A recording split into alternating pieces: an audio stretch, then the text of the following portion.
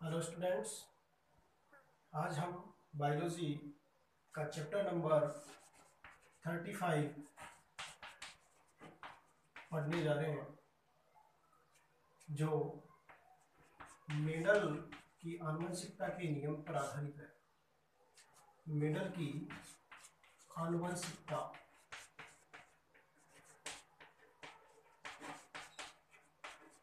Mendel की आनुवंशिकता के नियम। इस चैप्टर से संबंधित कुछ बातें हमने 10वीं क्लास में पढ़ रखी है। आज हम थोड़ा सा इसका रिवाइजन करके और इसकी आगे की चीज़ें पढ़ते हैं। देखिए, इसमें सबसे पहले हम जिक्र करते हैं आनुवंशिकता का। आनुवंशिकता है क्या? माता पिता के गुणों का संतानों में संचरण होना आनुवंशिकता कहलाता है। जीव विज्ञान की जिस शाखा में आनुवंशिकता का अध्ययन किया जाता है उसे आनुवंशिकी या जेनेटिक्स कहते हैं। अर्थात जीव विज्ञान की वह शाखा जिसमें जीवों के लक्षणों के पीढ़ी दर पीढ़ी बने रहने तथा उनमें पाई जाने वाली विभिन्नताओं का अध्ययन किया जाता है, उसे आनुवंशिकी या जेनेटिक्स कहते हैं। आनुवंशिकी शब्द सबसे पहले आनुवंशिकी शब्द बेटसन के द्वारा 1905 में दिया गया। जेनेटिक्स या आनुवंशिकी शब्द सबसे पहले किसने दिया था? बेटसन ने दिया था 1905 में, जो एक ग्रीक भाषा का शब्द है और जिसका अर्थ होता है वृद्धि करने या होने से। जिसका अर्थ क्या होता है? वृद्धि करने या होने से। ये किसका अर्थ है? ये जेनेटिक्स का अर्थ है। किसके अनुसार है? बेटसन के अनुसार है। आगे हम बात करें मेंडल के जीवन परिचय की, तो मेंडल का जो जन्म हुआ था वो 22 जुलाई 1822 ईस्वी को 22 जुलाई 1822 ईस्वी को ऑस्ट्रिया देश के मोराविया क्षेत्र के सिलिसिया गांव में इनका जन्म हुआ और इन्होंने वीना शहर के विश्वविद्यालय में स्नातक की उपाधि प्राप्त की। ये गणित और प्राकृतिक विज्ञान के क्षेत्र में इन्होंने स्नातक की उपाधि प्राप्त की थी। स्नातक की उपाधि प्राप्त करने के बाद ये वापस अपने ब्रून शहर में आ गए और एक शिक्षक के रूप में नियुक्त हुए। उसके बाद यहाँ से ही उन्होंने एक चर्च में, एक मठ में उन्होंने मटर के पौधे पर अपना प्रयोग प्रारंभ किया था। यहाँ पर मठ में एक उद्यान था, एक बगीचा था, जिसमें मटर के पौधे पर इन्होंने लगातार 1857 से 1865 तक, अर्थात 8 वर्षों तक मटर के पौधे पर अपने प्रयोग किए।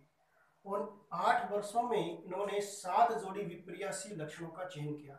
हालांकि वैसे इन्होंने 34 लक्षणों का अध्ययन किया था, जिनमें से इन्होंने केवल 7 विपर्यासी लक्षणों का चयन किया। और इन 7 विपर्यासी जो लक्षण थे, इनके चयन के बाद इन्होंने संकरण के नियम और सिद्धांत दिए। देखिए, यहाँ पर जो 7 विपर्यासी लक्षण इन्होंने चुने थे वो आप शायद सभी ने 10वीं क्लास में पढ़ लिया है, फिर भी एक बार रिवाइज के तौर पे इनको देख लेते हैं फटाफट। ये कौन कौन से 7 जोड़ी विपर्यासी लक्षण थे? इनमें से नंबर 1 अगर हम बात करें तो आता है पादप की लंबाई।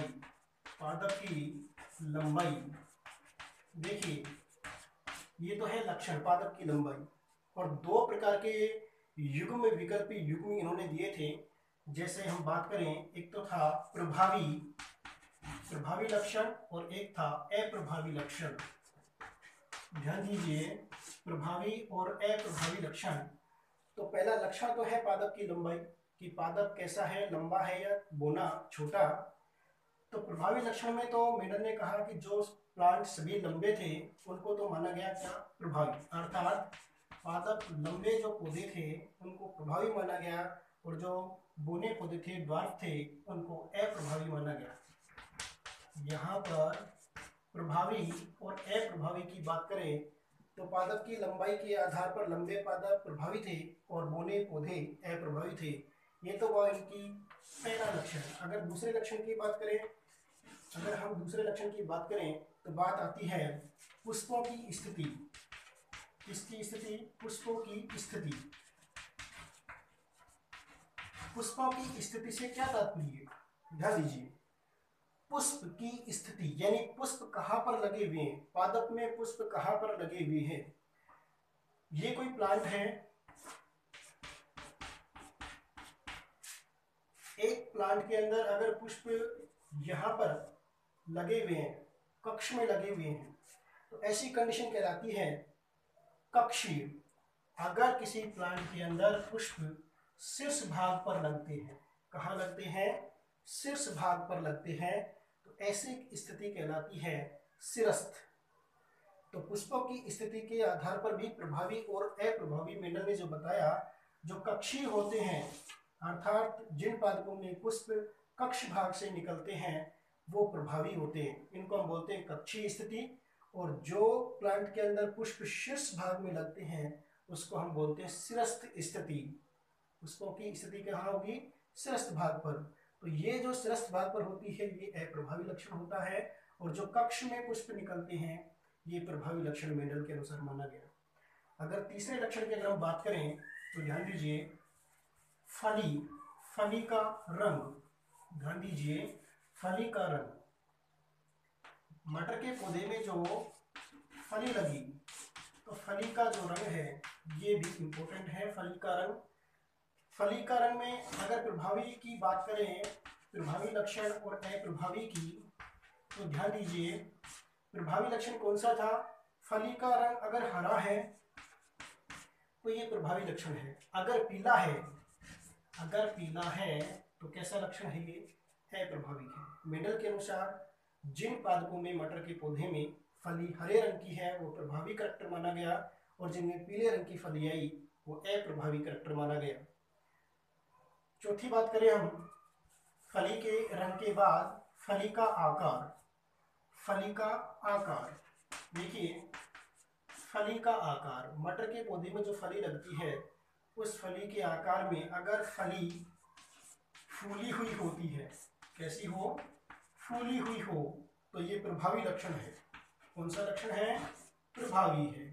अगर फली संकुचित है, अगर फली संकुचित है तो इस लक्षण को हम क्या मानते हैं, ये अप्रभावी लक्षण है।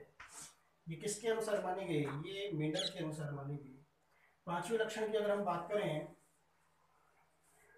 पांचवें लक्षण की अगर हम बात करें तो बीज का रंग, बीज का रंग देखिए, बीज का जो रंग है, अब बीज के रंग में दो बात आती है। अगर पीला रंग है फली के अंदर जो बीज है और उसमें पीला रंग है तो ये प्रभावी लक्षण है। कैसा लक्षण है, प्रभावी है। अगर बीज का रंग हरा है तो ये अप्रभावी है। इसको बड़ा ध्यान से देखना, यहाँ पर बहुत सारे कंफ्यूजन होता है। बीज का जो रंग है फली के अंदर जो आप खाते हैं मटर के दाने दिखते हैं, तो जो बीज का रंग है अगर पीला है तो प्रभावी है मेंडल के अनुसार, अगर हरा है तो कैसा है, अप्रभावी है। इस चीज को आप जरूर ध्यान रखें। इसके बाद आगे बढ़ते हैं छठे लक्षण पर। छठा जो लक्षण है उसमें बात करते हैं पुष्प का रंग, पुष्प का रंग देखिए, पुष्प का जो रंग है एनसीईआरटी की बुक के अनुसार पुष्प का जो रंग दे रखा है उसमें प्रभावी जो लक्षण है वो है बैंगनी। जिन पादपों में बैंगनी रंग के पुष्प आते हैं वो पादप प्रभावी होता है, और जिन पादपों में पुष्प का रंग बैंगनी की तुलना में अगर सफेद होता है, सफेद होता है, वो अप्रभावी माना गया और इस लक्षण को प्रभावी माना गया। किसके अनुसार, मेंडल के अनुसार। यहाँ पर ये जो बातें बताई गई है ये एनसीईआरटी की बुक के अकॉर्डिंग है। हमारे यहाँ पर पुष्प का रंग न लेकर राजस्थान की बुक में बीज के कवर का रंग दे रखा है। उसके बाद बात करते हैं सातवें लक्षण की, और सातवां लक्षण क्या है, बीज पत्र, बीज पत्र, बीज पत्र का रंग देखिए, बीज पत्र का रंग में भी वही प्रभावी और अप्रभावी की अगर हम बात करें प्रभावी और अप्रभावी की अगर हम बात करते हैं तो प्रभावी लक्षण कौन सा होता है? अगर बीज पत्र का रंग पीला है, अगर बीज पत्र का रंग अगर पीला है तो ये प्रभावी है, अगर बीज पत्र का रंग हरा है तो ये अप्रभावी माना गया। ये आप बात ध्यान रखना। अगर हम बात करते हैं जो लक्षण हमने यहाँ देखे हैं उनको हम विपर्यासी लक्षण कहते हैं। इसके अलावा जो हम प्रभावी और अप्रभावी देख रहे हैं, जैसे पीला और हरा, पादप की लंबाई के अगर आधार पर देखा जाए तो लंबे पादप और बौने पादप ये कहलाते हैं युग्म विकल्पी युग्म कहलाते हैं, युग्म विकल्पी युग्म कहलाते हैं, या एलिल्स के जो पेयर्स होते हैं वो कहलाते हैं। तो ये जो 7 जोड़ी विपर्यासी लक्षण हुए, इन्हीं के आधार पर हम आगे बढ़ते हैं। ये सभी बातें हमने छोटी क्लास में 10th में पढ़ चुके हैं। आज हम इससे आगे थोड़ा बढ़ते हैं और इसमें पढ़ते हैं हम मेंडल के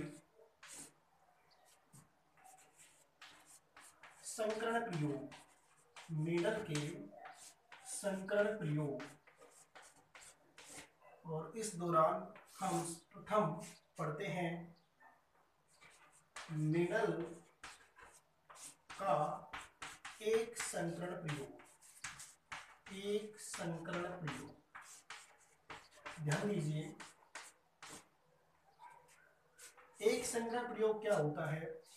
मेंडल ने मटर के पौधे में एक लक्षण को लेकर किया गया जो क्रॉस होता है, पर परागण होता है, उसी को बोला गया है एक संकरण प्रयोग।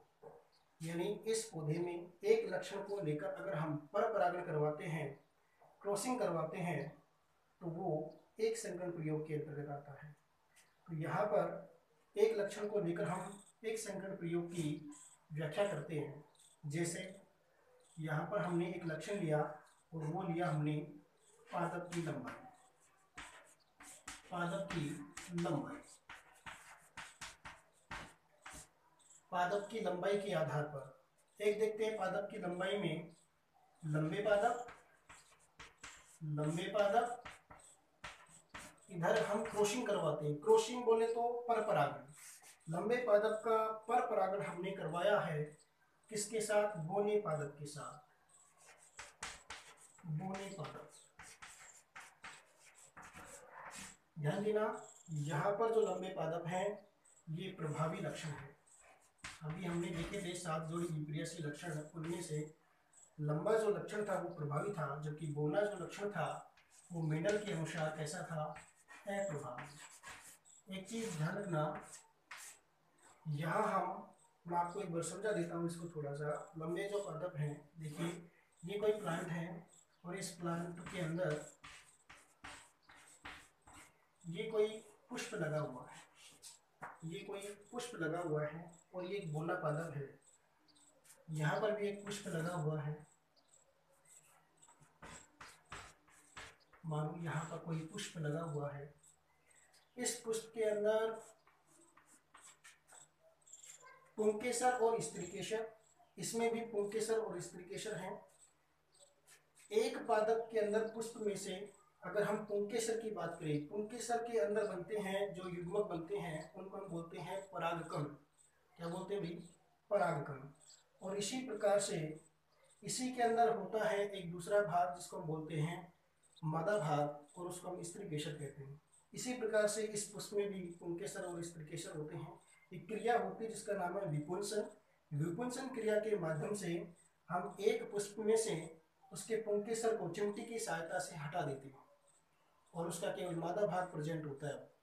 उस मादा भाग के ऊपर अगर हम दूसरे पादप के परागकण डालें तो ये जो क्रिया होती है उसको हम बोलते हैं क्रॉस कराना या पर परागण कराना।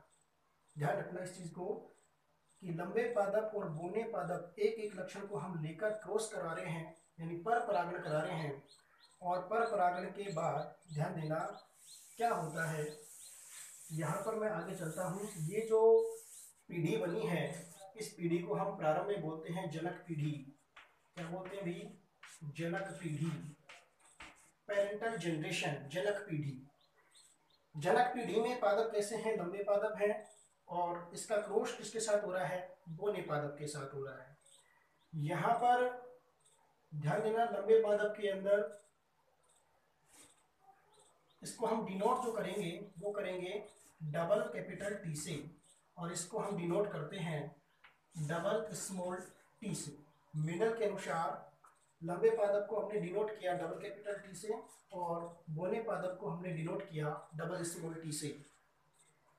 जनक पीढ़ी में जब अर्धसूत्री विभाजन होता है, ध्यान दीजिए, जनक पीढ़ी में जब अर्धसूत्री विभाजन या मियोसिस होता है तो उससे युग्मक जनन क्रिया के दौरान युग्मक बनते हैं। तो यहाँ जनक पीढ़ी डबल कैपिटल टी जिसको हम शो कर रहे हैं, अगर इसके अंदर अर्धसूत्री विभाजन होता है, कौन सा विभाजन होता है जी? अर्धसूत्री विभाजन होता है। अर्धसूत्री विभाजन होता है जनक पीढ़ी में, तो युग्मक बनेंगे कैपिटल टी कैपिटल टी। ये दोनों ही क्या है? ये दोनों ही युग्मक है। जिस पीढ़ी में युग्मकों का निर्माण होता है उस पीढ़ी को हम बोलते हैं युग्मक पीढ़ी, गैमेट जनरेशन। कौन सी पीढ़ी भी? युग्मक पीढ़ी। युग्मक पीढ़ी किससे बनी? आप कहेंगे जनक पीढ़ी से। जनक पीढ़ी में क्या हुआ? जनक पीढ़ी में अर्धसूत्री विभाजन या मियोसिस हुआ, जिसके कारण गैमेट बने, युग्मक बने। इसी प्रकार से अगर बोने पादप की बात करें तो बोने पौधे में भी जनक पीढ़ी से क्या बनेंगे? युग्मक बनेंगे अर्धसूत्री विभाजन के दौरान, और यहाँ पर डबल स्मॉल टी से इसको हम डिनोट कर देते हैं। ये क्या है? ये दोनों युग्मक हैं। ध्यान देना, हमने जनक पीढ़ी से युग्मक पीढ़ी प्राप्त की है। किस विभाजन के दौरान की है? अर्धसूत्री विभाजन के दौरान प्राप्त की है। तो जनक पीढ़ी से बनी अभी युग्मक पीढ़ी। आगे हम इसको मिटा देते हैं और आगे बताते हैं युग्मक पीढ़ी तक कि आगे का। युग्मक पीढ़ी बनने के बाद युग्मकों का आपस में ट्रांसफर होता है। ध्यान दीजिए, युग्मक पीढ़ी बनने के बाद युग्मकों का ट्रांसफर होता है। जैसे यहाँ पर हमने बनाया अभी अभी एक कैपिटल टी एक कैपिटल टी, इधर हमने बनाया था एक स्मॉल टी एक स्मॉल टी। ये युग्मक बन गए। युग्मक का आगे ट्रांसफर होता है, एक युग्मक दूसरे युग्मक के प्रति आकर्षित होता है और दोनों युग्मक मिलकर आपस में फ्यूज होते हैं, एक कैपिटल टी और एक स्मॉल टी। ये जो आपको दिख रहे हैं इनको हम बोलते हैं विषम युग्मक या विषम युग्मजी। विषम युग्मजी, अभी इसकी पूरी टर्म आपको मैं समझाऊंगा। समयुग्मजी, विषम युग्मजी क्या होते हैं इनके बारे में भी देखेंगे। ये विषम युग्मजी पादप तैयार हुए और लक्षणों के आधार पर अगर देखा जाए तो ये सभी जो पादप हैं ये लंबे पादप कहलाए। मेडल के अनुसार इस जनरेशन को हमने बोला F1 जनरेशन, F1 पीढ़ी, F1 पीढ़ी या filial first generation. Filial first generation, F से बोले तो फिलियल और एक से बोले तो first, filial first generation. Filial first generation या F1 पीढ़ी में आपको पादप कैसे दिखाई दिए? आप कहेंगे ये सभी लंबे पादप थे। इनको हम क्या बोलेंगे भैया? ध्यान रखना, इसको हम बोलते हैं बाद में शंकर लंबे पादप। क्या बोलते हैं भाई? शंकर लंबे पादप। ये सारे शंकर लंबे पादप हैं। शंकर लंबे पादप, या इसको हमने बाद में जीवी संरचना के आधार पर बाद में जब पता लगा तो इसको हमने नाम दिया विषम युग्मजी। जितने भी F1 पीढ़ी में जो पादप प्राप्त हुए थे, मेंडल ने इन सभी पादपों में स्वपरागण होने दिया। क्या होने दिया भाई? स्वपरागण। देखिए, हमने जनक पीढ़ी के अंदर हमने परपरागण कराया था, और F1 पीढ़ी में जो पौधे प्राप्त हो रहे हैं इन सभी पादपों में हम क्या करा रहे हैं भाई? इनमें हम स्वपरागण करा रहे हैं। स्वपरागण, सेल्फिंग करवा रहे हैं, सेल्फ पॉलिनेशन करवा रहे हैं। जब इनमें स्वपरागण कराते हैं तो ध्यान दीजिए, यहाँ पर आपको एक चेकर बोर्ड बनाना है, क्योंकि यहाँ पर आपको दो प्रकार के युग्मक प्राप्त हुए। कितने प्रकार के युग्मक प्राप्त हुए? दो प्रकार के। तो यहाँ एक कैपिटल टी और एक small T. Capital T, small T, हमने दोनों युग्मक को रखा। ऐसे ही एक जनक के ये युग्मक और दूसरे जनक के ये युग्मक, कैपिटल टी कैपिटल टी और स्मॉल टी, कैपिटल टी और स्मॉल टी। यहाँ ये जो साइन है ये नर युग्मक का, और ये जो साइन बना ये मादा युग्मक का। अब इसमें हम सेल्फिंग कराते हैं, कैपिटल टी तो क्या बन गया भाई, डबल कैपिटल टी।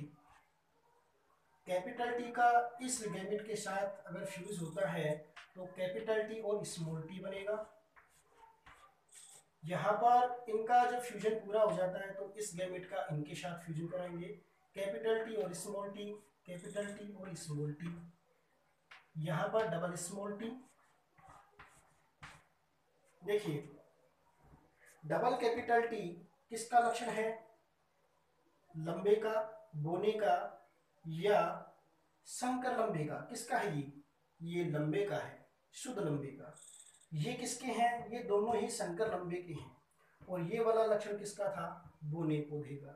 तो देखिए यहाँ पर जो पीढ़ी है, इस पीढ़ी को बोला गया F2 जनरेशन। क्या बोला गया भी, F2 जनरेशन, फिलियल 2 जनरेशन या फिलियल सेकंड जनरेशन।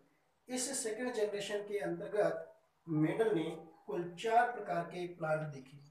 कितने प्रकार के, सॉरी कुल कितने प्लांट देखे, 4 प्लांट देखे। और कितने प्रकार के देखे, तो देखिए एक प्रकार ये, एक प्रकार ये और एक प्रकार ये, यानी 3 प्रकार के प्लांट देखे। और कुल कितने प्लांट देखे, 4 प्लांट देखे। यहाँ पर ये शुद्ध लंबा, यहाँ पर ये संकर लंबे और यहाँ पर ये शुद्ध बोना। ये जो लक्षण है ये जीनी आधार पर थे, समजीनी आधार पे। और लक्षणों के आधार पे, बाह्य लक्षणों के आधार पर देखा जाए तो ये भी लंबा पादप, ये भी लंबा पादप, ये भी लंबा पादप और ये बोना, अर्थात 3 पादप लंबे और 1 पौधा बोना। तो जो रेशो निकल के आया, अनुपात निकल के आया मेंडल के अनुसार कि जो प्रथम संकरण प्रयोग है उसमें जो F2 जनरेशन है उसमें अगर हम फिनोटाइप की बात करें तो फिनोटाइप का जो रेशो निकल के आता है, लंबे पौधे का अनुपात किसके साथ, बोने पौधे के, तो रेशो निकल के आया 3:1, 3:1। इसका अर्थ होता है कि हमने देखा F2 जनरेशन में 3 प्लांट लंबे और 1 प्लांट बोना था, यानी 1 2 3 ये लंबे और 1 प्लांट कैसा था, बोना। तो कई बार प्रश्न पूछा जाता है कि मेंडल के एक संकरण प्रयोग में फिनोटाइप या लक्षणीय अनुपात कितना प्राप्त हुआ, तो आप कहेंगे 3:1। हाँ जी, अब बात करते हैं जीनी अनुपात की, जीनोटाइप की, कि जीनोटाइप क्या प्राप्त हुआ। तो देखिए जीनोटाइप की अगर हम बात करें, ये इनकी आंतरिक संरचना है, जीनी संरचना है। जीनी संरचना के आधार पर आप बताएंगे, तो आप बताएंगे शुद्ध लंबे अनुपात संकर लंबे, शुद्ध लंबे, संकर लंबे अनुपात शुद्ध बोने, शुद्ध बोने। देखिए शुद्ध लंबे कितने, 1, संकर लंबे कितने प्राप्त हुए, 2, और शुद्ध बोने कितने प्राप्त हुए, 1। तो समजीनी के आधार पर जो लक्षण प्राप्त हुआ वो 1:2:1 प्राप्त हुआ। ध्यान देना, एक संकरण प्रयोग में समजीनी अनुपात कितना प्राप्त हुआ, 1:2:1। और आपसे पूछा जाए कि लक्षणीय अनुपात कितना प्राप्त हुआ, तो आप कहेंगे 3:1। ये एक संकरण पर आधारित मेंडल का प्रयोग था। नेक्स्ट डे हम द्विवीय संकरण के बारे में पढ़ेंगे, और द्विवीय संकरण को बहुत ही आसान है, आपने 10वीं क्लास में भी पढ़ा था, और उसके कुछ बहुत ही शानदार ट्रिक के माध्यम से पढ़ेंगे। तो वो क्लास देखना भी बहुत जरूरी है। धन्यवाद।